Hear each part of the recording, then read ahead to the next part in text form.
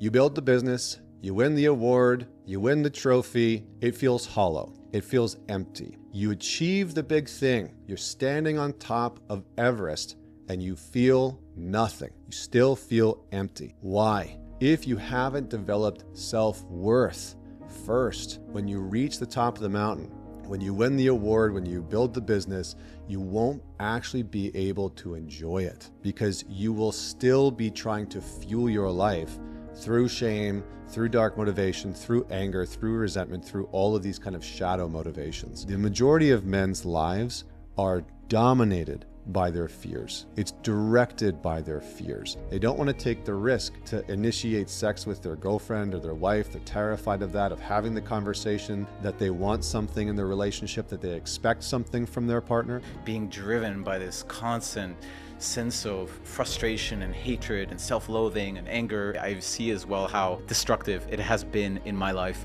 but also in my relationships. Eventually, that stuff was projected out. When we are in this energy of, I need you to tell me I'm doing good, I need you to tell me I'm doing okay, that's little boy energy.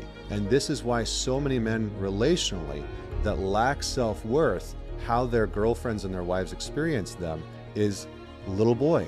The true essence of what makes a man is that he feels at home in himself. Wherever he is, wherever he goes, whatever relationship he's in, whatever environment he's in, he feels at home in himself. Almost every single man that I've ever worked with takes a kind of violent approach to dealing with the elements or the parts of himself that he doesn't like. And it is the fundamentally wrong approach. The real question isn't, how do I kill off this part of me I don't like? The real question is,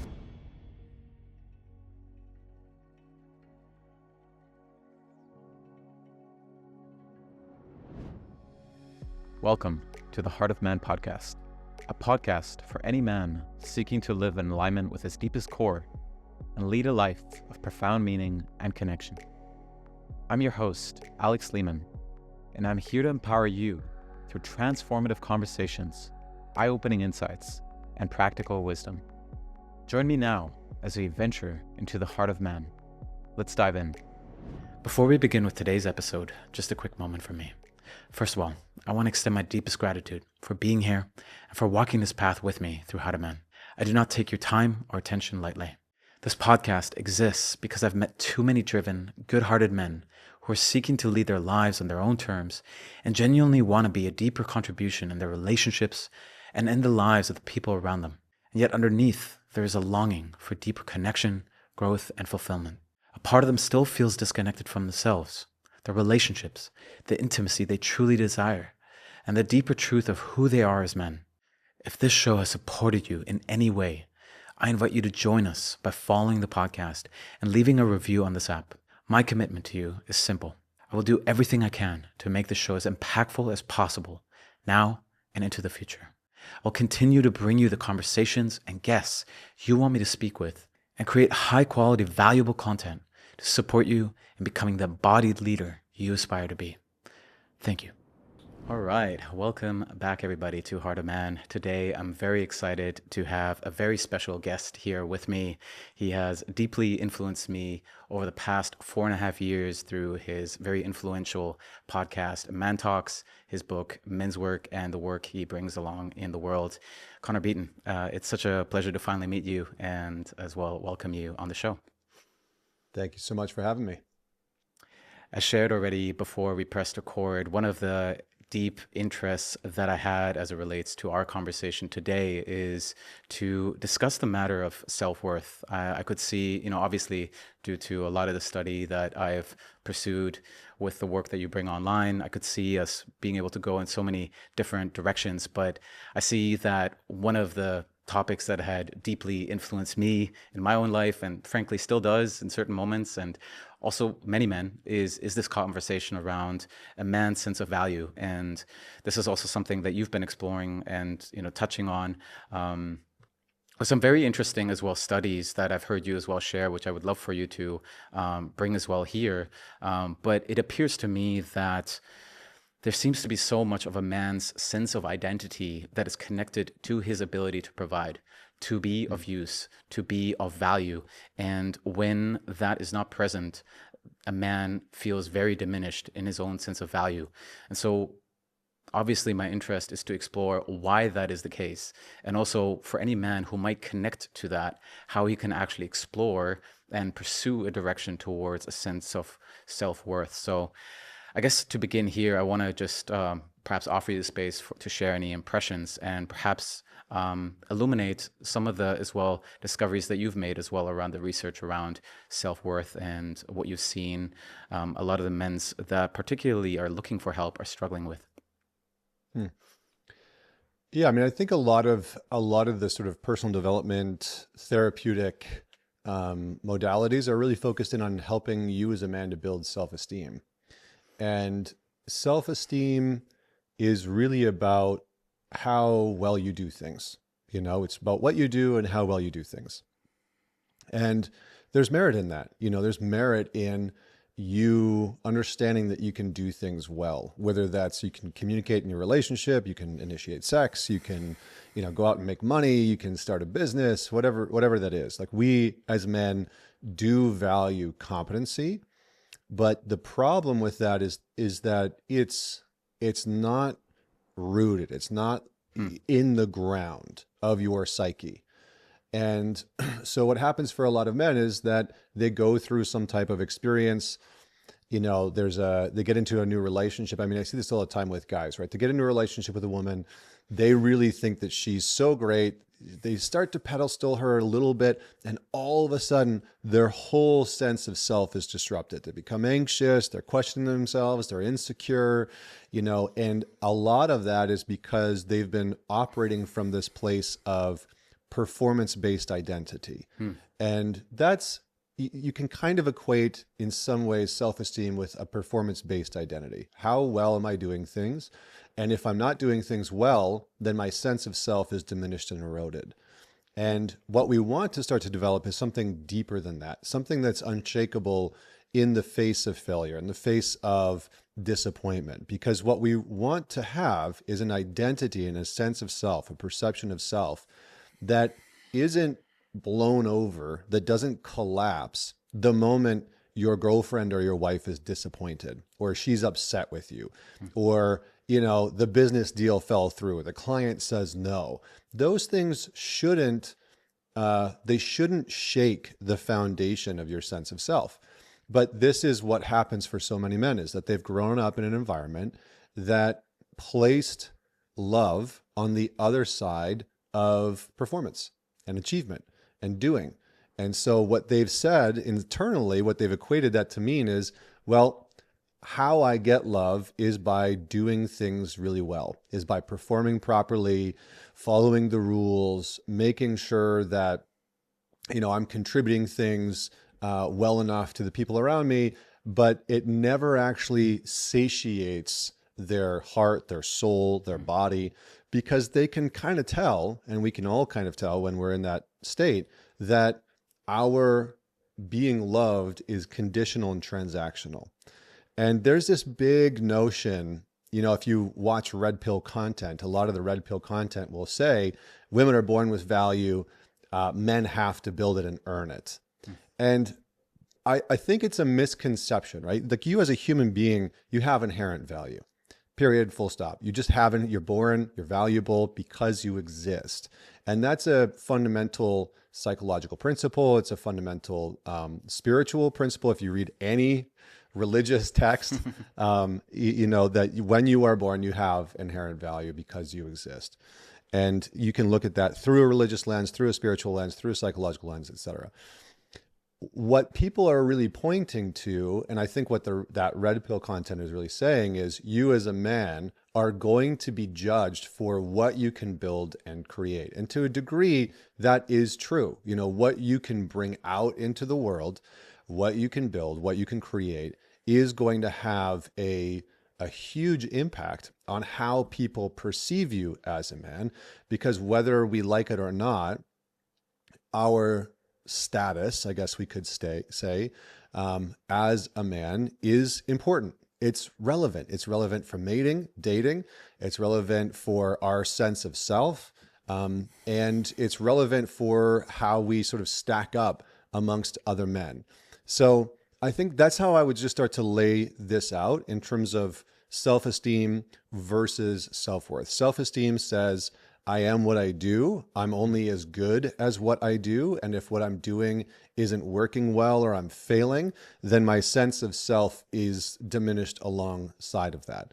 And our sense of self-worth is much deeper than that. It's, I love who I am. I appreciate who I am. Who I am has natural value. And it has value because of the reflection that my relationships have offered. And I think this is one of the key things, is that self-worth is almost always developed in a relational context, right? People that have really, you could almost say that secure attachment and self-worth go hand in hand. That if you want to have a deep sense of self-worth, that will have come in some way because of the relationships that you have, that your needs can be met, that you understand that your needs matter, because our needs are an extension of who we are. What happens for a lot of men is they grow up in a childhood, in a home environment where they have needs, but their needs are dismissed. They're punished for their needs. They're criticized for their needs. They're made fun of. They're shamed. They're ignored. They're hit. They're abused. They're yelled at when they have a need. And so they start to learn, my needs don't matter. Ergo, I don't matter, because how we experience those two things as a child is one and the same. What I need as a child is an extension of what I am. So when our needs aren't prioritized as a kid in a healthy way, we start to learn not only what I want doesn't matter, what I need doesn't matter, but actually I don't matter. And then we can fall into this pattern of believing that women have natural value as soon as they're born, and men were not valuable. We have to build that. And it feeds in to that narrative and that construct that causes a lot of men to never really establish a deep sense of self-worth and chronically chase building up this huge architecture of self-esteem, right? Look at all the shit that I'm doing. And I've fallen prey to this too in the past. I can really fall into this space because I'm very A-type and very driven. I'm super ambitious. I want to go out and win. I want to conquer. I want to build. I want to create. And that is good. And my sense of self is not predicated on how much money I make or how big things get or, whatever. And I think especially, this is the last thing I'll say, is I think especially within the men's work space and community therapeutic space, working with men, what I've seen start to happen is that practitioners, coaches, therapists, psychologists that start to work with men, it ends up becoming more about them because they don't have rooted self-worth. There's a kind of achievement in, look at the results I'm getting with these people, with these clients. And so it becomes more about, I'm working with you because I need to bolster my sense of self-esteem. And so I kind of see this pervasive within the coaching industry and the therapeutic industry. And that's a whole other conversation. But yeah, I'll pause there. Well, first of all, thank you. And there's so many different as well threads to pull from. And yeah, one of the things as well that arose for me is that I live in a very entrepreneurial hub here in Bali. And I very much see that. I very much see the type A hustler and the one who is, consistently chasing after the very next thing. And I can see as well how incredibly enticing it is. And as well, to the point that you had made, there is some truth to that. When we actually build something, when we create something that is of value to others, like there is something that we can as well get from that. And I think that as well kind of keeps the illusion so deeply alive as well for so many men. And so there is a curiosity for me around, for a man who has, let's say, come into a sense of a performance-driven identity, how can a man as that soften that back and also come into the recognition or the importance of developing a deeper ground, a deeper stability, a deeper rootedness within himself through actually the cultivation of self-worth? Yeah, so I think a simple way to look at this is, remember that self-esteem is really about how you evaluate yourself. It's an evaluation process. So self-esteem, how you evaluate yourself. Self-worth is the value you believe you inherently have. Okay. So with self-esteem, it is more performance-based, and that's okay. There's actually nothing wrong with that.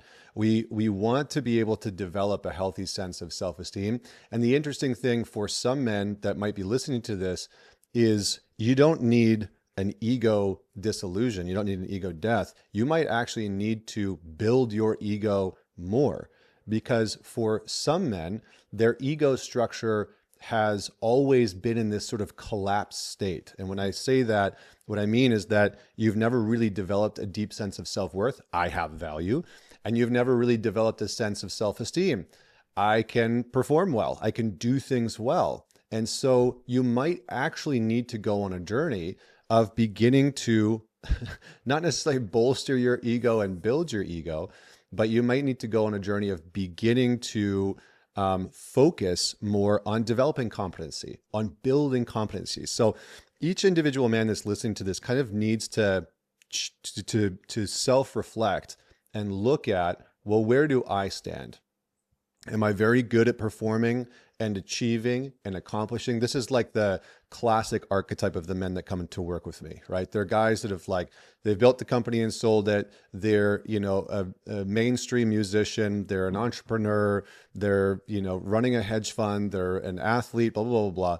They're successful and they've got the self-esteem in spades, but the self-worth underneath that is missing. So you might be in that category. You might be in the category where you're like, I'm still in mom's basement playing Fortnite every single day. And I just I can't seem to break out of this funk. And that means that you actually do need to start building that sense of self-esteem. So again, your sense of self-esteem, that perception of your performance is going to rise and fall depending on your achievement, depending on your level of success. And what can start to happen is you can start to compare yourself to other people. So a good indicator that you're in this self-esteem place is that you are in constant comparison to other people. You're comparing, your body, your results, your relationship, your success, your sense of money. There's a lot of comparison to other people. And in some ways, you feel good because you did good. You feel good because you did well. You performed well. That's really self-esteem. So you might need to start to build that up. And what that would look like is you start to develop the competencies or the skills or the traits that you give a shit about. The specific skills that you internally know would help you feel more confident, more capable, more strong, mentally, physically, emotionally, sexually, whatever that is.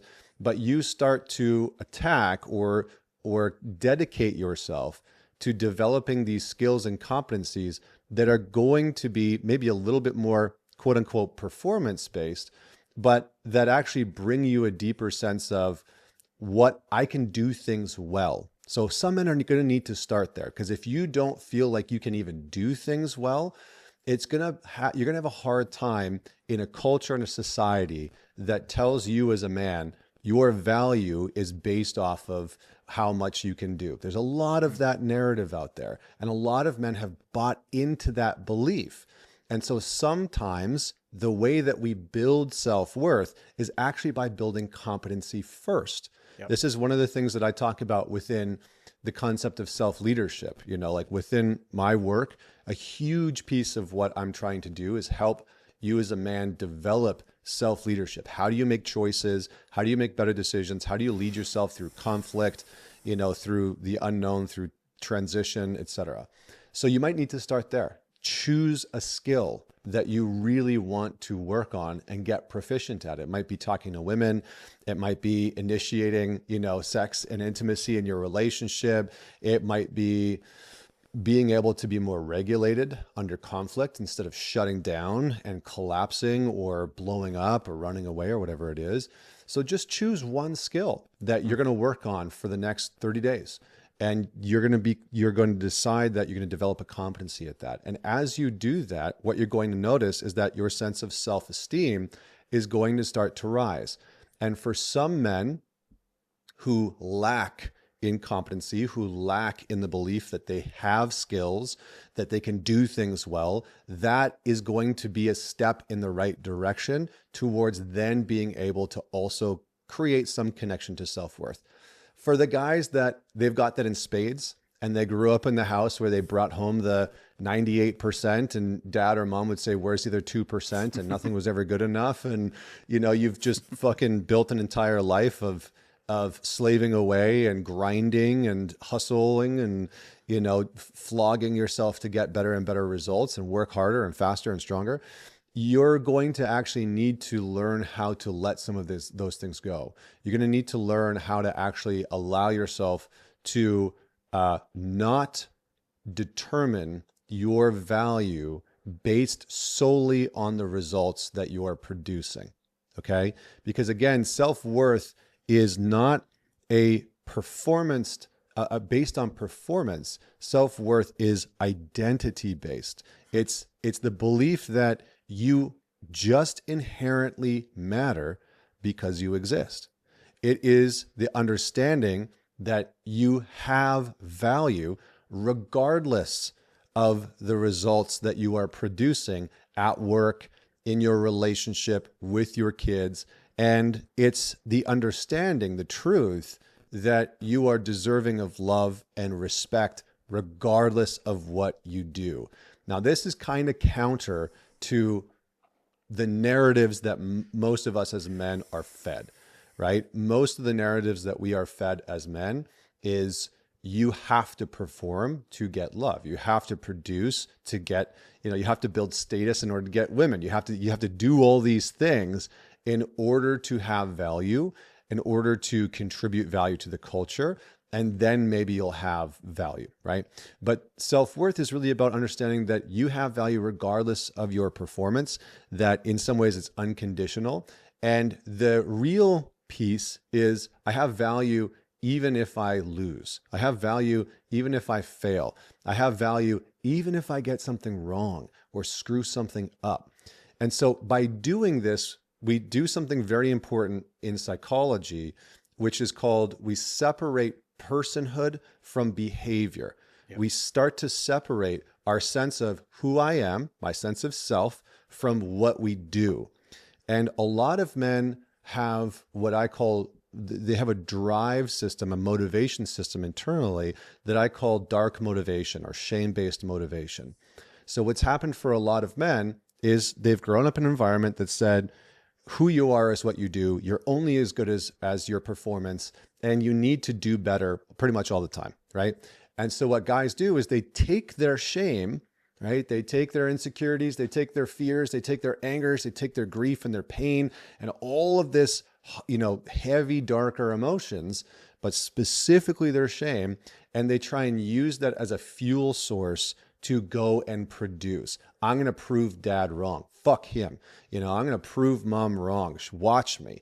I didn't get the love and the connection that I wanted. And so I'm going to go out in the world and I'm going to build something so big that people can't ignore my value anymore. And so they try and bottle up that shame and use it to motivate themselves towards producing results, towards building something. Guess what happens? And this is usually when men come to work with me. You build the business, you win the award, you win the trophy. It feels hollow. It feels empty. You achieve the big thing. You're standing on top of Everest and you feel nothing. You still feel empty. Why? Because underneath that achievement-based mentality, this is why Jim Carrey in some award ceremony years ago said, I wish that everyone could get rich and famous so they would know that it's not the path. It's not the way to go.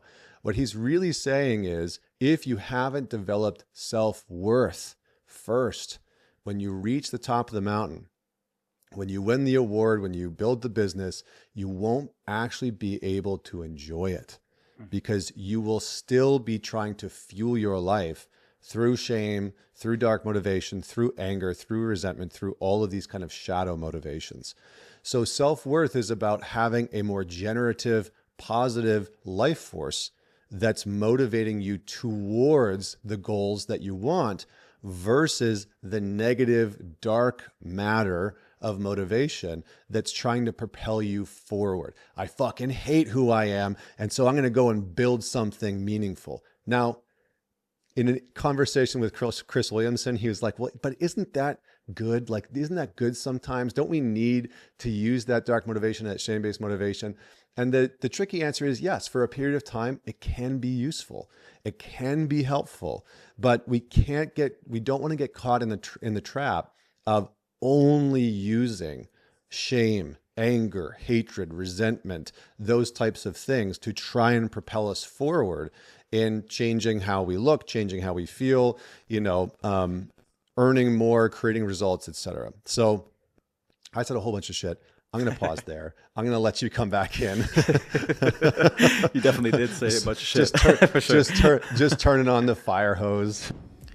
Before we jump back into this episode, I want to take a short moment to speak to any man listening who feels ready to go deeper.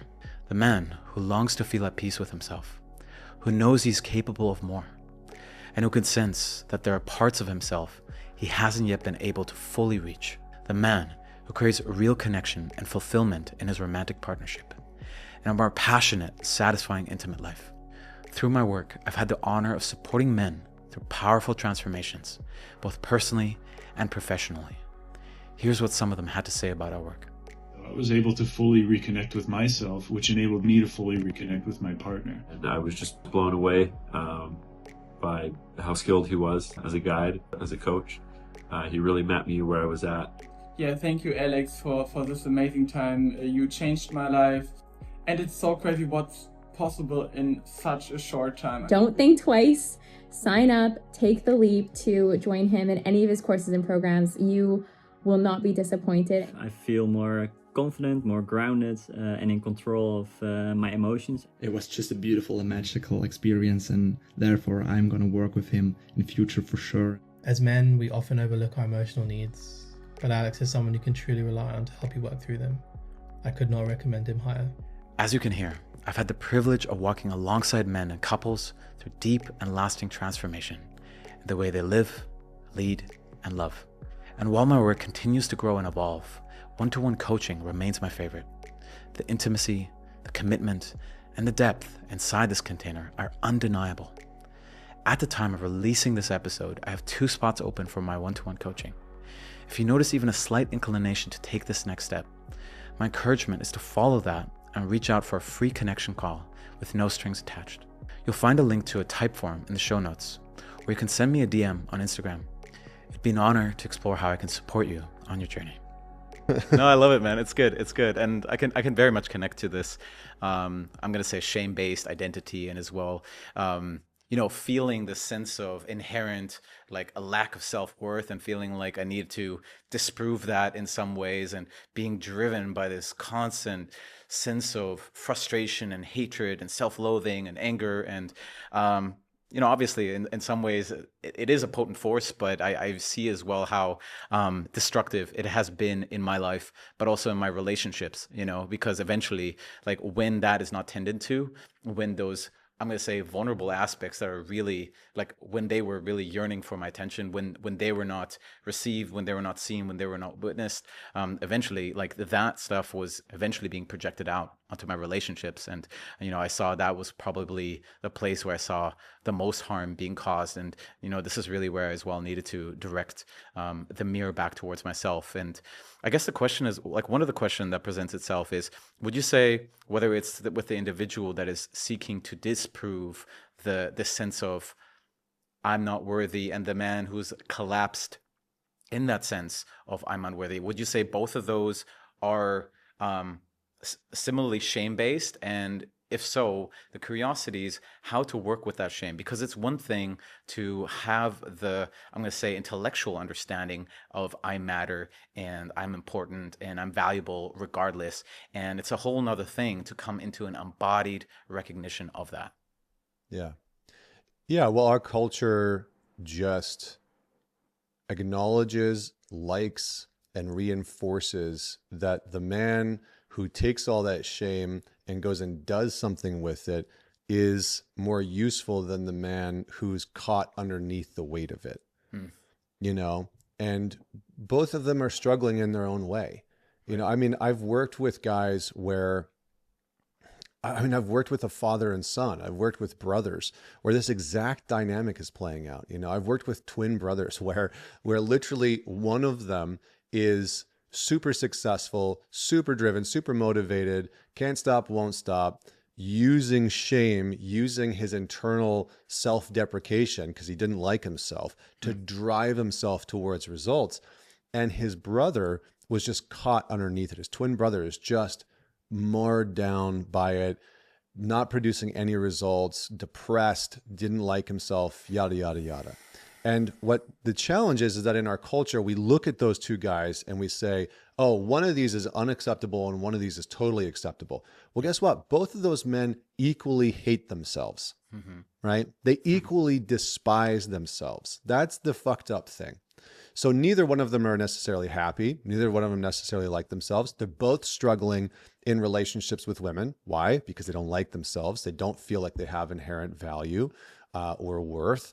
And they're, you know, one's trying to prove his value constantly and chronically, and the other one is caught underneath the weight of, I just don't have any worth or value, right?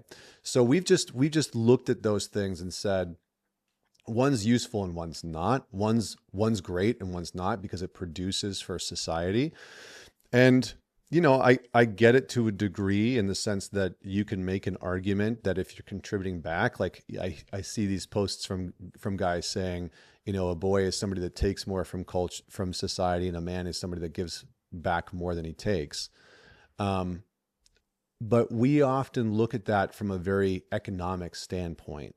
We don't think about the relational taking that often happens from the man who is producing economic outcomes, right? He's building the businesses, he's successful, he's got the big career, but he's destroying a lot of the relationships that he's in. He's not functional in the relationships. And so he's hurting his girlfriend, he's hurting his kids, he's hurting his friends, he's disconnected from his family. We don't think about the net negative relational impact because we tend to view things in a purely economic standpoint. Does that land what I'm saying in that part?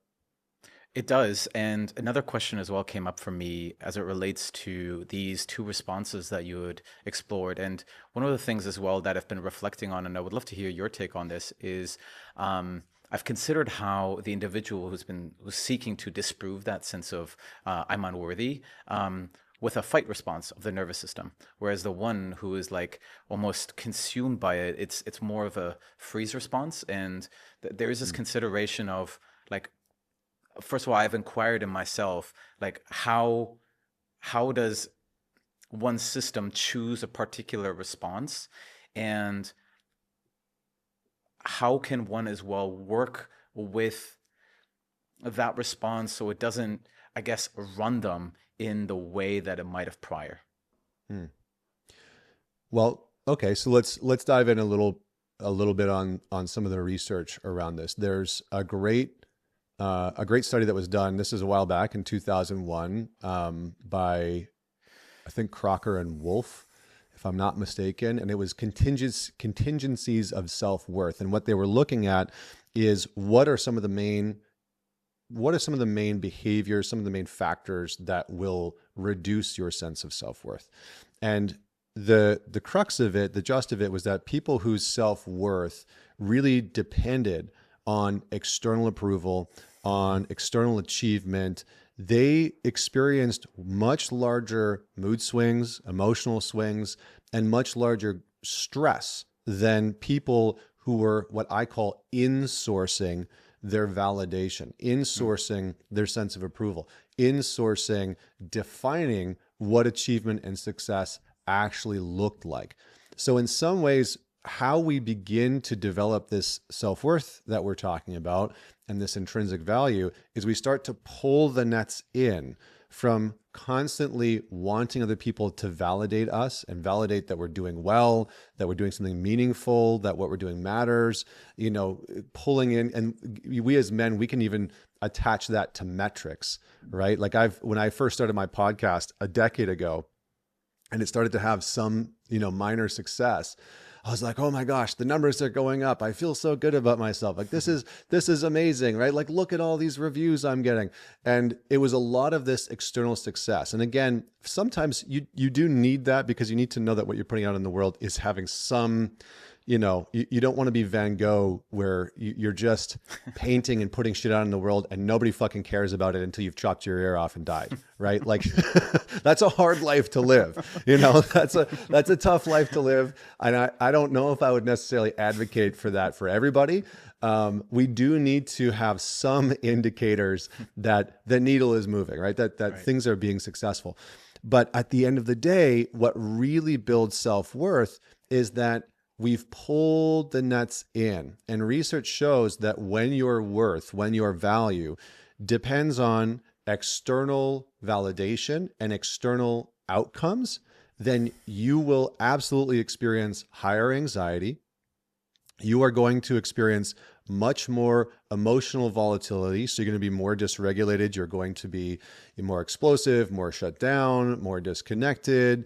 You're going to have lots of mood swings, and you are going to be much more defensive. So this is what I call reactivity, right? And when we're reactive, it's just a sign that your insecurities are in the driver's seat, right? Your shadows in the driver's seat.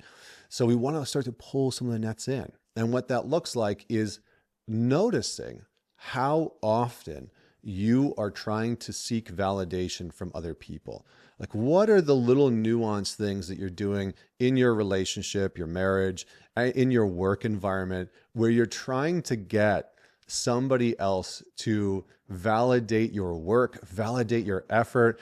And again, I still fall into this trap sometimes. I came back from a trip with some of my buddies, and I was in my wife went out, she took our daughter, and I was home, and I was like, you know what? She just watched the kids for an entire week while I was gone. We've got 2 kids, a 5-year-old and a 1.5-year-old. It's fucking chaos, to try and hold down the fort with both of them.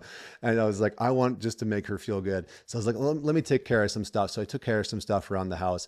She comes home, and like a proud peacock, what do? What's the first thing I do, right? Instead of just being like, hey, I took care of some stuff while you're gone. Let me take the kids so you can have some time to yourself. No, that's not what I did. I got caught in the self-esteem trap of trying to prove what I did. And I was like, hey, I did all of these things. Isn't that great? And and she looked around and she's like, oh, okay. But I hadn't done one thing, which is I hadn't wiped down the counter. And for her, that's like the big thing, it's like the big thing. And then she was like, yeah, but the counter's not wiped out. And then of course I get all upset, and so, but these are the traps that we fall in, right? And what we want to try and do is we want to try and reduce the amount of times where we are actively trying to get validation, recognition, approval from other people, and in-source that validation, recognition, and approval. And I think every man's had that example of you do something to try and impress somebody, to try and get approval, to try and get validation. And what does it do? It undermines your sense of worth and value. So instead, we want to be able to say, you know what? I'm really glad that I took care of all this stuff. I feel good about that. Whether she recognizes it or not is kind of irrelevant. It's okay. I did it because that's what I wanted to do. Agency, autonomy, self-leadership, direction, all of the things that produce value, confidence, self-esteem, worth, all of it. So that's just one example of starting to in-source your quality of recognition and validation. And for a lot of men, this is going to be hard. Like, we could probably spend a whole episode on this, because after working with men for 10, 12 years, what I've learned is that the way that most men speak to themselves is heinous. It's heinous. The amount of men that I've sat with and I've gotten to understand their inner dialogue, they're abusive to themselves, they're mean, they're cruel, they're vicious, they're really shaming themselves, they're critical or judging. So for a man to just start to validate and recognize himself is usually a very big skill and undertaking. that can create massive change in his life. It's like one thing that so many dudes, if they just did, if they committed to this for a couple months and they started to really move the needle on, I'm going to recognize myself, I'm going to validate myself. And at first it feels cumbersome. It feels lame. You're like, what, you just want me to pat myself on the back? It's like, well, kinda, yeah. Psychologically and verbally, I kind of want you to do that. But once you start to get in the habit of it, you know, like this morning, I went downstairs and worked out in my gym, did a big workout. It's like, okay, great. I feel, I'm very glad that I did that. I feel great about having done that. And I can just recognize myself for doing that. I don't need you or anybody else or my wife to recognize me for taking care of me. And when we can do that, we shift into a more mature masculinity.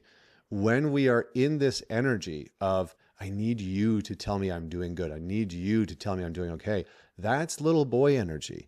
And this is why so many men relationally that lack self-worth, how their girlfriends and their wives experience them is little boy, right? It's like they feel like they have to be the mom being like, yeah, great job, good work, you know, good job for you to doing your homework, right? And that's not the position that a woman wants to be in. Well, again, so much in what you said, and I definitely want to bookmark this conversation around the inner critic and explore that more deeply. And I'm also interested in exploring perhaps some of the shadow elements that a man might be psychologically fragmented from, particularly the ones who struggle with self-worth. But, you know, I as well just want to affirm to the value of this exploration here. And, you know, I consider as well my first inquiries into the subject matter when I first read Dr. Glover's book, No More Mr. Nice Guy, 7 years ago, and where I was essentially horrified, you know, by the ways I was being manipulative and coercive, and was constantly attempting to, you know, validate myself and affirm that I'm good and affirm that I'm okay. And, you know, as well coming into contact with John Wineland's work, and then eventually as well doing EMLT. I as well explored doing a feminine cleanse, you know, where I was, you know, completely like, after one of my relationships fell apart, I just came to recognize I just want to have a period. That was a period of 5 months where I just completely let go of any form of feminine validation and just sought to examine within myself what it's actually like, you know, to not have that, and also the things that would arise and emerge. And I must say, it was a very it was a very difficult and very challenging period for me, that was as well connected with a lot of grief and as well a lot of sadness. You know, a lot of it, to be honest with you, was as well very connected to my mom and dad, and, you know, deep sense of loneliness. And for me, it was really a deep period actually to come into confrontation to these elements, and, you know, come into as well reconciliation with them. And thankfully as well had a you know, good therapist that I was well working with at that time, that was deeply supportive for me. But yeah, again, I just want to attest to that. And yeah, notice always that there was this deep longing to receive a sense of approval and adoration of the feminine, and this deep sense of respect and recognition from the masculine, more from older male figures in my life. And I've come to see how both of those played out. And, you know, obviously, like, I still have my aspects of how that can show up at times. And, you know, for me, the journey is really about cultivating deeper sense of self-awareness around that. And as you already said, you know, when I notice myself getting like pulled in, like, how can I draw that back? I want to come back to what I'd wanted to explore here with you, again, around the inner critic. And a curiosity that I've been sitting with recently is that, you know, even though that I've done so much deep work with myself, sometimes this part can still be activated.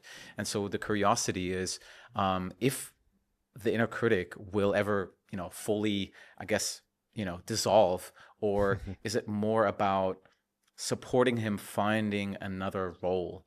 I would love to hear your thoughts on this. Yeah. Okay. Let's try and break this down. I want to be somewhat tactical for the guys that are listening to this.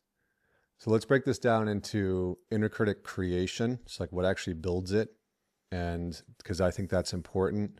Sounds great. The repurposing of it, and then compassion. So building it, repurposing, compassion. So what builds the inner critic? Well, there's really two, as far as I can tell, there's really two paths or tracks that develop our inner critic in a really robust way, especially for guys where it's really loud. For me, in my 20s, I started to realize when I started to do this work and my life fell apart and cratered, that my inner critic was violent, hostile, abusive. And so there's two tracks. The first track is you were told those things. So you are repeating the words, the language, the tone, the hostility that you were spoken to with as a kid. So for me, I heard things like, you're so fucking stupid. What's wrong with you? Why can't you get this right? You're never going to amount to anything.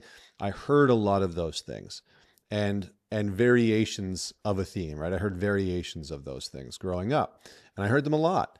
And so that became an imprint of how I thought I should talk to myself, not consciously, but because children are little bundles of egos.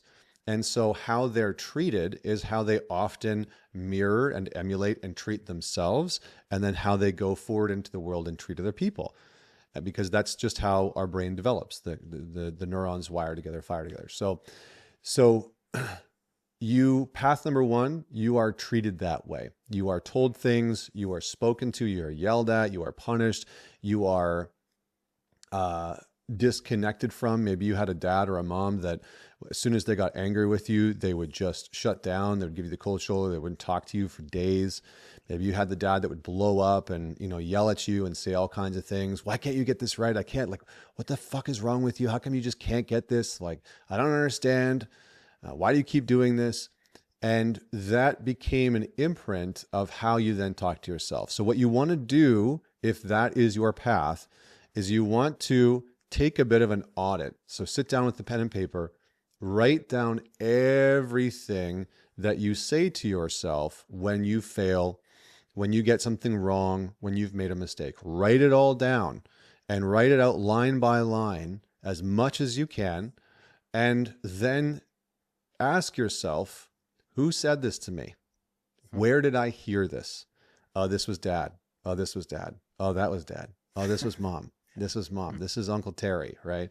This is stepdad. This is stepmom. And just write down who said those things to me so that you can start to differentiate between, is that my actual voice or is that me repeating a pattern of what I learned as a child?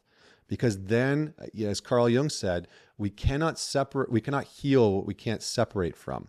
So we want to create some space between the oh, that's not actually how I feel about myself or how I think about myself. That's what I was taught. That's how I was treated. And we can start to differentiate. The second path is a little trickier because I work with a lot of guys who say, I grew up in an environment that was pretty good. My parents didn't say shit like that to me. They didn't talk to me like that. They were pretty nice. But what ended up happening was that boy, that man that was once a boy, learned to try and comply to his environment by using shame as a tool to get himself to behave. So in these types of environments, it's usually much more quiet. It's a little bit more sneaky. It's not as obvious. You don't have a parent saying, what the hell's wrong with you? You have a parent maybe guilting you a little bit, maybe comparing you, right? Well, little Johnny doesn't do that, does he? Why are you doing that? And so you start to learn that you need to coerce yourself into behaving. And so you start to create an inner dialogue of shaming yourself into compliance. Okay? You start to create an inner dialogue of shaming yourself into compliance. Mommy's mad with me. I need to be obedient. I need to do what she's telling me to. Otherwise, she's going to be upset, or there's something wrong with me. And so you start to use shame internally as a tool for compliance. And you may have experienced this externally. A lot of parents that don't yell, that don't scream, what they inadvertently do is they use guilt and shame to try and get compliance. And when you look at the physiological response of shame, it is a lot of compliance physiology, right? Head down, eyes disconnected, sunken chest, sunken shoulders, you're collapsed in on yourself. And so as a man, you may have received it, or you may have built an infrastructure to try and comply in your environment. And you learn to use shame to get yourself to be a quote unquote good boy. And that's what needs to be undone. And so what we need to do again in this one is you can sit down with a pen and paper and you can start to write out all the ways, all the times, all the examples where you started to shame yourself. What's wrong with me? How come I can't get this right? To try and comply with the quote unquote rules or the expectations of the household. And what pressure, it might have been, I call it soft pressure, right? It's not the hard pressure of getting yelled at. It's the soft pressure of, if you don't do this, I'm probably not going to spend time with you. I'm not going to talk to you. I'm not going to yell at you, but I'm just going to start to shut down slowly. And maybe that's what you receive from a parent. So you start to write down the kind of quiet, soft ways that parents would disconnect to try and get you to comply and behave. Because remember, shame is about compliance. This is a very interesting part about working with shame psychologically. Shame is about compliance. So whenever you're trying to shame yourself, or whenever somebody else was directly shaming you or indirectly shaming you, they were trying to get you to comply. And so you're just using that as a tool. So you can start to understand the origin of it in that way. Okay. Any questions on that before we go to the next parts? Let me just feel into that for a moment. I definitely love this distinction around shame being about compliance. And, you know, obviously I always consider this idea of like healthy shame versus toxic shame. And I see how, you know, like we want shame in our lives essentially because it informs us, you know, when our actions have genuinely impacted someone, right? And to actually experience shame is a way that we can actually remain connection in those moments, right? Obviously the distinction here is about toxic shame where, you know, we go beyond that. We actually like make it about personhood. We actually make it about ourselves, and also, you know, as well to your point, you know, like that, those elements can as well occur. You know, I've definitely experienced that as well in my own life. You know, where I could see that perhaps my parents couldn't handle my wildness and, you know, the fullness of myself, and there was these uses of, oh, you know, just be a little bit more quiet, and you know, all these different ways how I felt like I couldn't be myself come in, and so how that as well eventually kind of led to this utter subtle underlying sense of like, oh, there's something wrong with me, or I shouldn't be like that. Yeah, I mean, it's interesting because I think for a lot of men, they have a similar experience, you know, and they grow up in an environment where they're trying to just meet the needs of the parents. They're trying to figure out what's going to get me love and affection, what's going to let me fit in, what's going to allow me to belong. And it's a tough thing. You know, shame can be, usually guilt is like the guardrails. I feel guilty for having done that, right? As the famous saying goes, it's like guilt says what I did was wrong. Shame in an unhealthy sense says I am wrong. And so we want to move out of that shame pattern of saying something's wrong with me. And for some kids, for some men, the challenge is that they grew up in an environment where nothing necessarily was externally wrong. No one was yelling at them. They weren't getting spanked. They weren't getting hit. They weren't getting told these, you know, nasty things, but they just felt something's wrong with me. I don't fit in with this family. Something's wrong with me because one of my primary needs is not being met. And so what can start to happen is we conflate that personhood, that sense of self and identity with our behavior. So I'll give you a good example of this because this is something that I do with my son. My son is 5 years old, and this is something that any man can do with his kids. And this is something that any man can do if you are working on self-worth and your inner critic. I encourage you to do this with yourself. So when my son messes up, right? He's 5, he's testing the boundaries constantly. He's trying to see what can I get away with. He's got huge energy, just like I did as a kid. He's my kid karma for sure, without question. You know, he's got some heat to him, you know, and he's a big feeling kid. So when he messes up, right? If he pushes his sister over, if he breaks a rule in the house, or if he yells at somebody, he gets a consequence. But I always reinforce one thing. I will say, you are a good boy. That was a bad choice. You are a good kid. That was not a good decision. So I will separate personhood from behavior. You are good. What you did was not okay. Your behavior wasn't okay. Now, as men, most of us never fucking learned this. We never learned it. And so all that we've associated, going back to that self-esteem, is I am what I do. If I do something good, good boy. If I do something bad, bad boy. I should beat the shit out of myself, you know, and drink myself into oblivion and make bad choices. So we have to start to separate those two things, and you can reinforce this when you get things wrong. You can practice this, right? If you get in a little conflict or argument with your girlfriend or your wife, you know what? I'm a good guy. I'm a good man. How I handled that conversation wasn't great. You know, I got reactive, or I said something that I didn't like, or I acted in a way that wasn't good. My behavior could have been better. And then you go own that, because you can take ownership over negative behavior. It's way harder to take ownership over being flawed, defective, and broken. And unfortunately, that's how many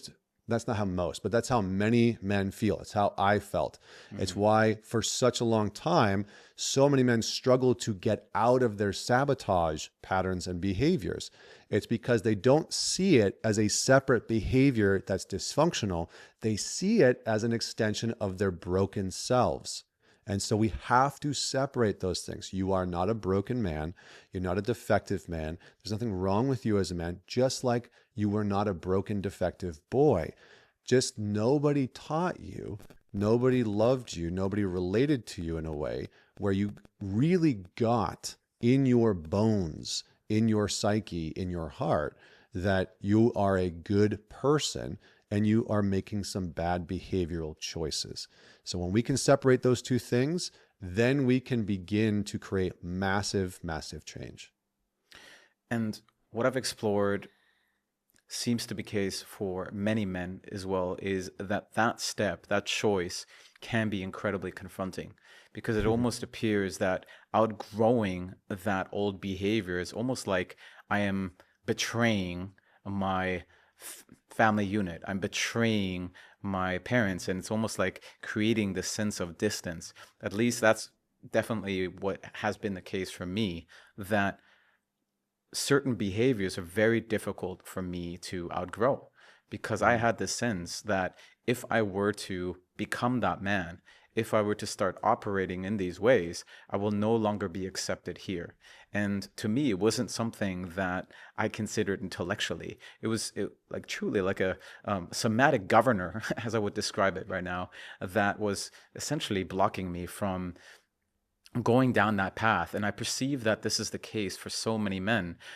So as a question here for you, I wonder, is this something as well that you're seeing? And I wonder, how would you work with that, particularly that element of fear as it relates to stepping into that new behavior and perhaps outgrowing the sense of connection or relationship that those younger aspects of us wanted with our parents?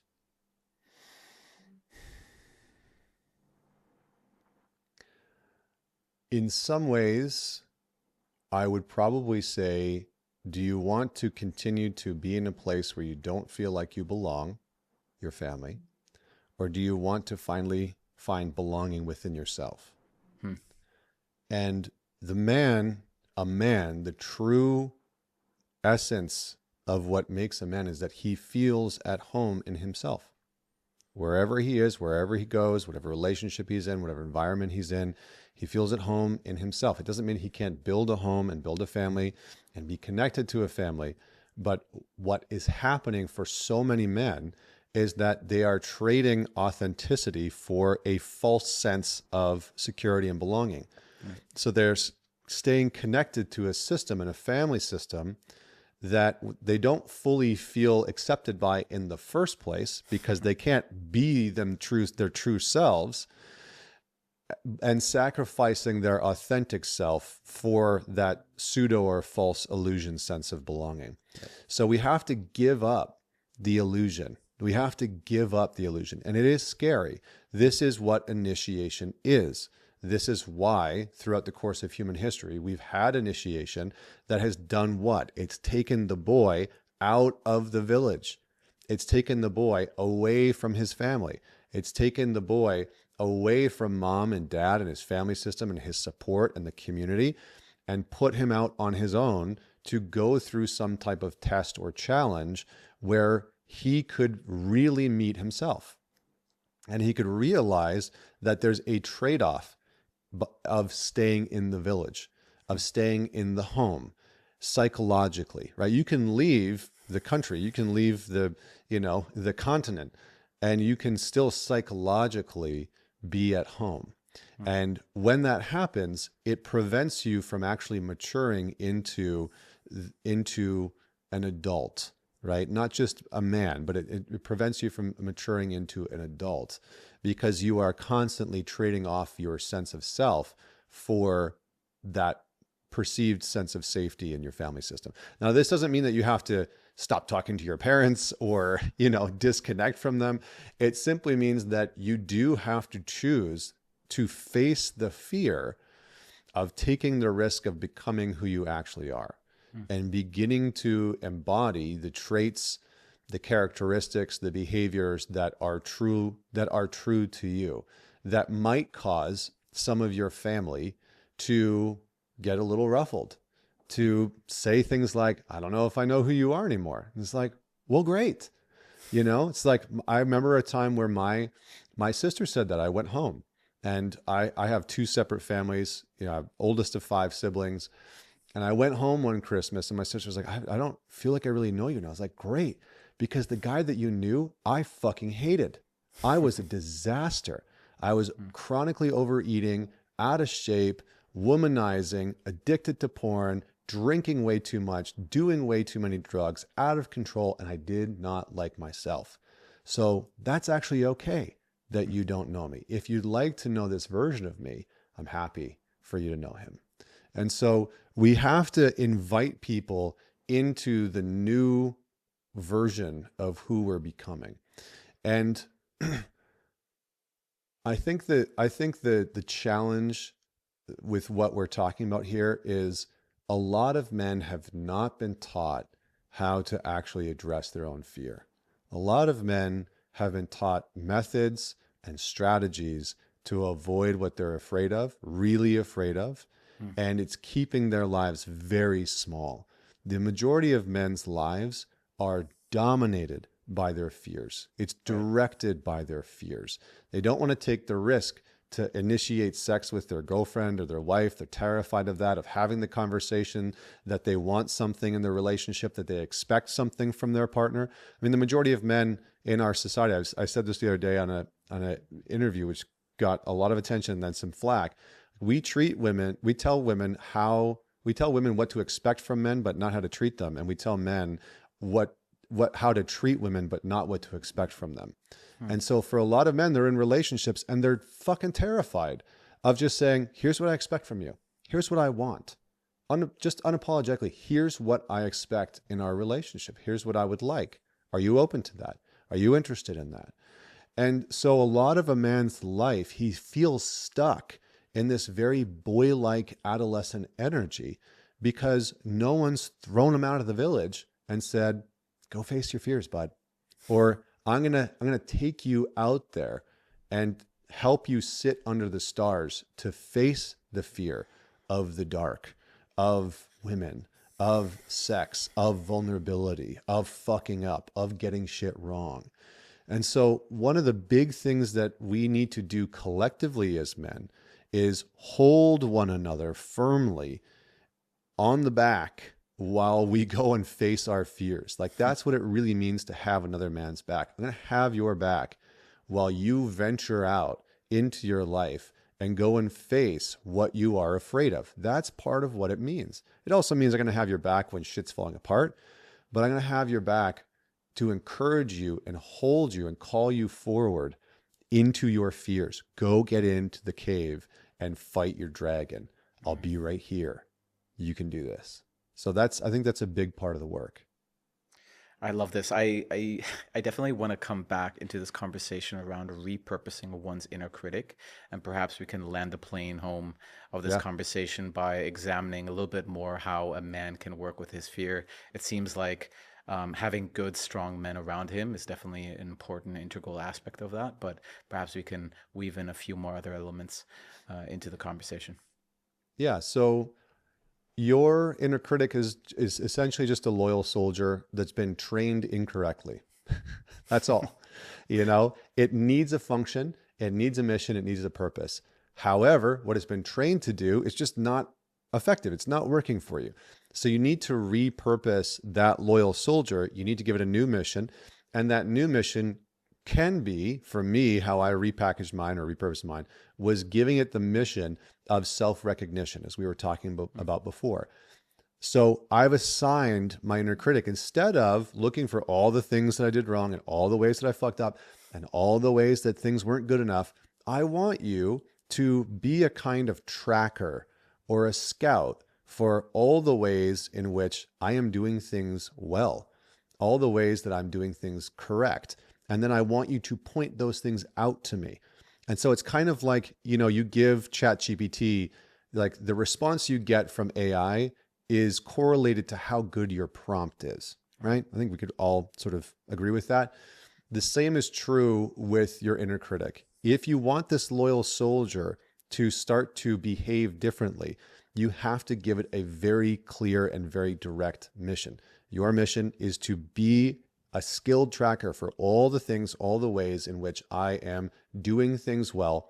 Point them out constantly. Point out all the ways that I'm doing things right. Recognize me for them. Validate. Share some appreciation.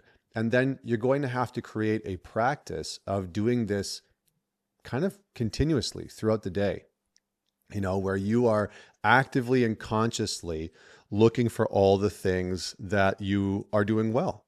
And you train this loyal soldier to start to take on a new role within your psyche. And as you do that, your inner dialogue will start to shift.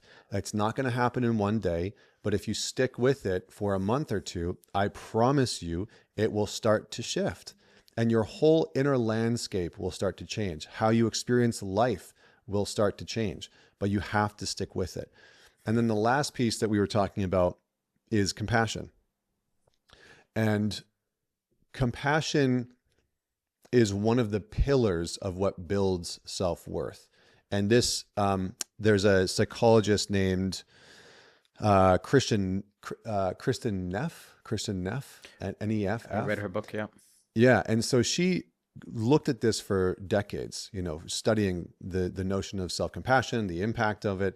And what she really found is that the more compassion we can bring to ourselves, the more that we just understand naturally that we have value. So we shift from self-attack to self-kindness. Can I be kind with myself in a moment where I've messed up? Can I come back to this notion of, I am a good man, I made a bad choice. Like, that was not a great choice. Or I am a good man, and how I acted in that conversation was not great. Can I be kind with myself? Most men are not kind with themselves. They see that as letting themselves off the hook, being a pussy. There's all kinds of rhetoric around that. And then we want to have some type of mindfulness practice where we can be more, I almost hesitate to use this word because I think if I heard it a decade ago, I would have been put off by it. But we have a practice of being more gentle with ourselves. The majority of men treat themselves in a way that they would never have wanted to have been treated as a kid, and that they would never want to treat their own sons. So for me, one of the practices that I give a lot of men is start to treat yourself like your own son. This is fathering ourselves. Start to treat yourself like you wanted your father to treat you as a boy. And that might mean that you need to sit down and kind of flush that out and really look at what type of kindness did I want from my dad? What type of gentleness did I want from my parents in the moments when I was a kid and I needed that type of compassion? And then start to deploy that in your life. Because the truth is that you're not likely to beat the living crap out of yourself into exceptional results and relationships. That's probably not going to work. And if you think it is, look at your life and ask yourself, how well is this actually working? Probably not very well. So you need a different strategy. So start to deploy kindness and compassion towards yourself so that when you mess up, when you say something wrong, when you get something wrong, it's like, you know what? That's okay. I made a mistake. Mistakes are okay. Like I have all of these little sayings with my son just to reinforce kindness and compassion within his own psyche. You know, mistakes are okay. It's all right for me to make a mistake. I learn from my mistakes. So start to create your own little sayings, your own little mottos, so that when you do mess up, when you do fail, when you do get things wrong, you can have this kind of standardized response that deploys compassion instead of self-deprecation and self-attack. And as you start to implement that, you'll notice that the way you treat other people also changes, because you won't need them to be soft and gentle with you. I'll wrap up with this one piece. The reason why it's so hard to get out of being a nice guy, the reason why Dr. Glover's stuff really landed, in my opinion, and Robert's a good friend of mine, we've talked about this a lot over the years, but the reason why I think it's landed for so many men is that the trap of the nice guy is that their sense of value and worth is so wholly dependent on other people that they have become incapable of seeing their own worth and value. And in some ways, there's a deficit internally of being compassionate towards themselves. They are almost incapable of being kind to themselves. That's the real tragedy of the nice guy, is that they look nice on the outside, but on the inside, they're heinous to themselves. And so they need other people's kindness and compassion in order to just survive. And once a nice guy figures out, oh, if I give that kindness and compassion to myself, if I really create a practice of giving myself, being gentle, being kind, being compassionate to myself, I won't need it so desperately from other people just to survive. And then you start to flourish. Yeah, I mean, just that last comment as well that you made, I noticed definitely there's a saddening truth to that. And, I consider it as well, how that was the case for me, very much so. And yeah, I enjoy as well all the elements that you had said, and as well want to, I guess, keep my comment brief just to as well perhaps allow a little bit of airtime for anything that you might as well want to cover around the subject matter of fear.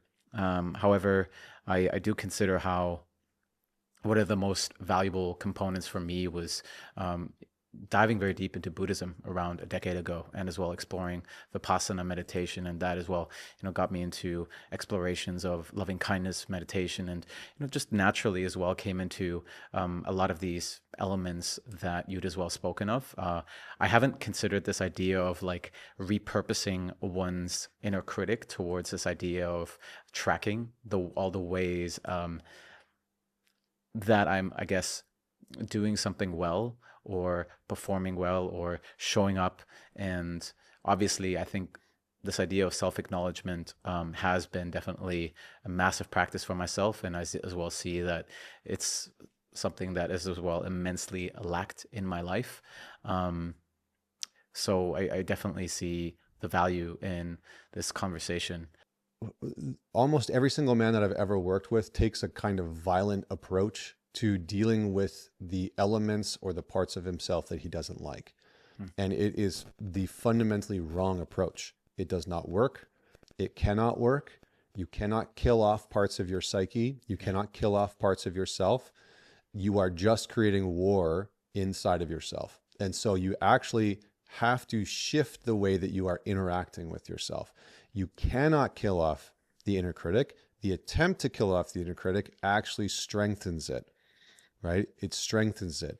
So we have to learn to be in relationship with it. This is why Jung's concept of the shadow is so powerful.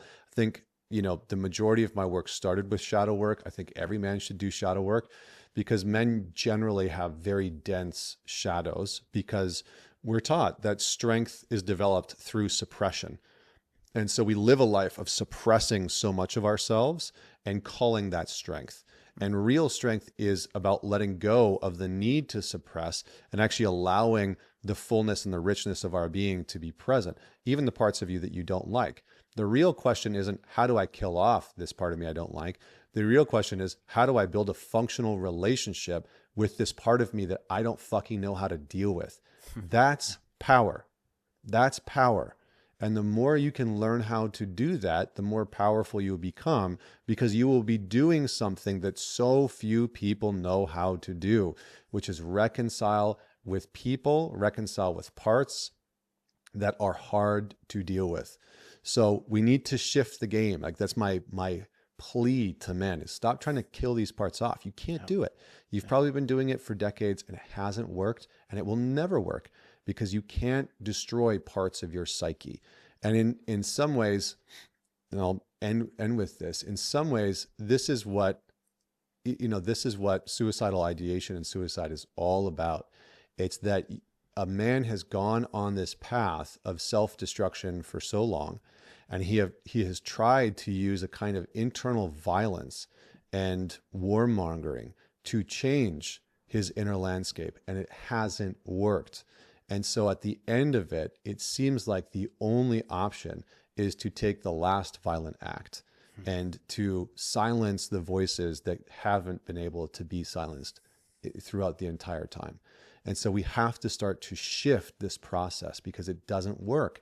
And it leads so many men to ruin, self-destruction. And unfortunately for many, way too many men, it leads them towards self-harm.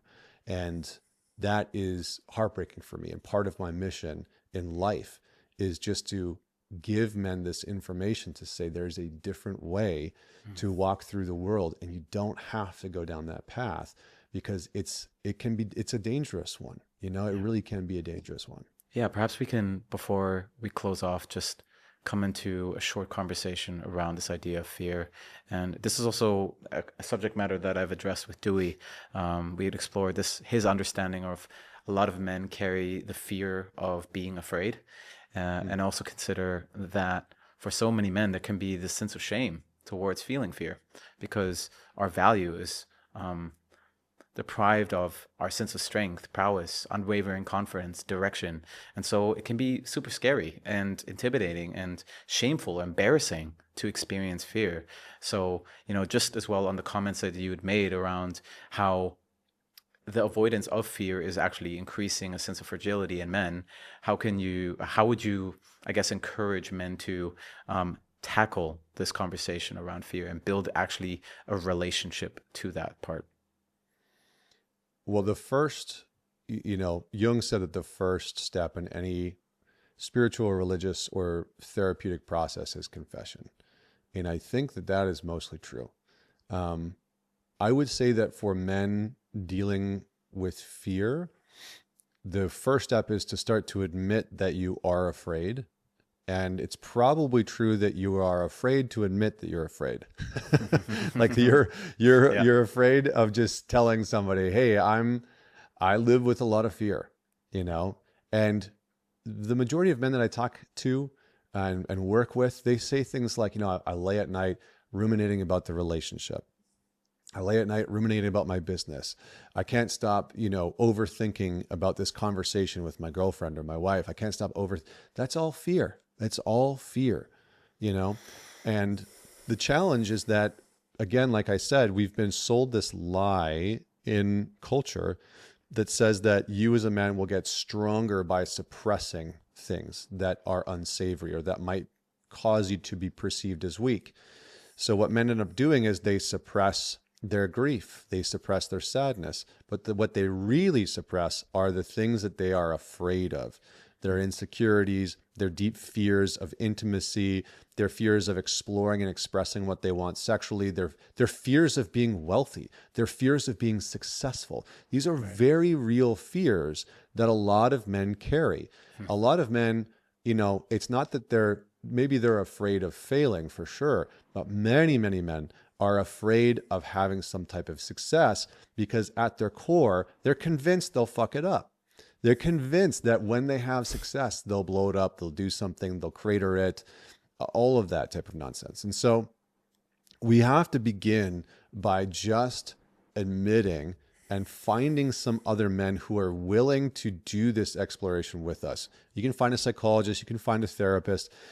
My recommendation is that you find a good men's group or men's community that has these types of discussions. And when you can start to broach that subject, you can start to say, here are the things I'm genuinely afraid of. Like, and I think that there's so much value and gold in that because it's an authentic part of who you are. And I remember I started writing this piece recently just called, I Thought I Knew Fear Until I Became a Father. And I really did think that I knew fear, but I remember having my son, and within the first month or two, I would wake up at night and just like terrified that he wasn't breathing, you know, so concerned that he wasn't okay. He had a little bit of a hard, you know, birth process. It really wasn't that bad, but, you know, a little bit difficult. And I would wake up at night and I'd like, you know, roll over because he co-slept with us, and I would listen. I'd put my finger underneath his nose to make sure he was breathing.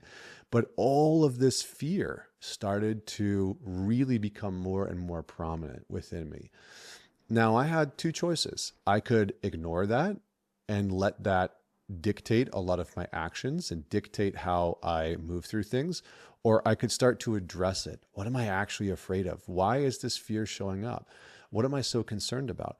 And what I started to realize was that the fear, the gravity and the weight of that fear was proportional and equal to the depth of my love that was emerging for my son.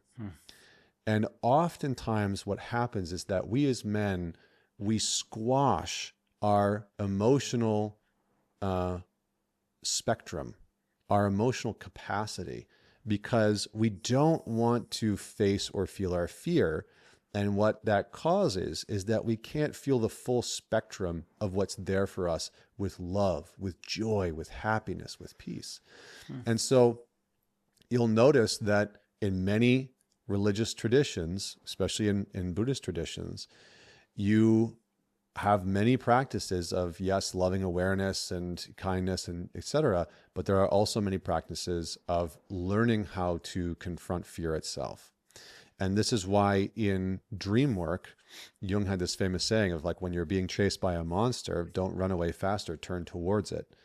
And so that's kind of what we have to start to do in our life, is we have to start to turn towards, here's what I'm afraid of.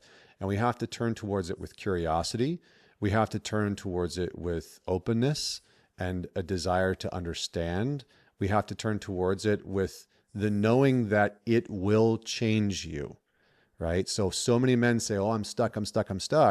Well, if you're stuck because you're running away from your fear and you're just doing the same pattern, the same coping mechanism and strategy to avoid what you're afraid of. You're afraid of your grief. You're afraid of loneliness. You're afraid of intimacy. You're afraid of connection.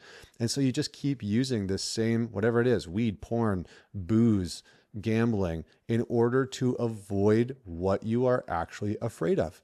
And if you start to turn towards your fear, it is what I've found is one of the greatest quote unquote strategies for allowing change to take place in your life. You cannot stay the same.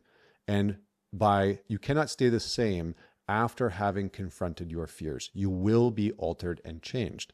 And so we have to begin to allow that. And again, the big piece, I can't stress this enough, do not do it in isolation. That's a misconception. That's a trap. That's a recipe for, in some cases, that's going to be a recipe for possible psychosis. That's going to be a recipe for, schizophrenia. That's going to be a recipe for panic attacks and heightened anxiety and paranoia and all those types of things. Because the truth is that when facing our fear, we are meant to have some type of support. We are designed in our brain and in our nervous system to have support as we do that. That's the big piece of attachment and relationship, as Dewey would talk about, going through a hard time and coming out the other side okay. So part of that is knowing that we can face our fear and have relationships support us. So, there's tons of places out there. Shamelessly, I would say, check out the ManTalks Alliance. We've got well over 1,000 guys in there that are doing this type of work, that are doing the type of work that we've been talking about this entire time.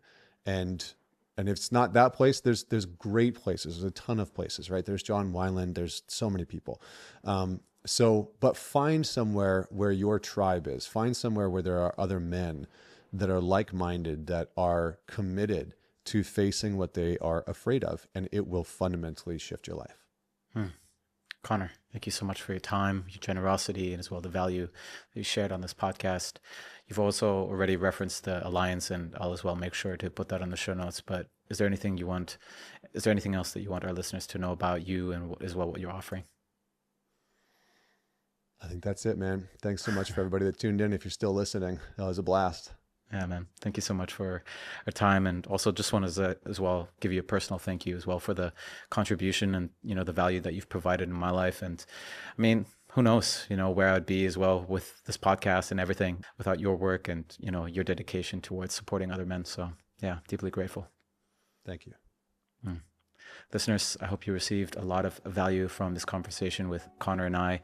As always, if you feel that another individual could receive benefit from this conversation, I encourage you to pay it forward. And until next time, see you later. Thank you for listening to this episode. Your time and attention is truly appreciated. If you enjoyed the show, make sure to subscribe to stay tuned for my upcoming episodes. And in case you know somebody who would find this episode helpful, I encourage you to pay it forward. Finally, if you've personally been receiving value from the show, one way you're able to support this podcast is by leaving a 5-star rating and a written review on Apple Podcasts or Spotify. Not only does this help more people find the show, but it also supports me in bringing more incredible guests on for the future. I'm your host, Alex Lehman, and until next time, signing off.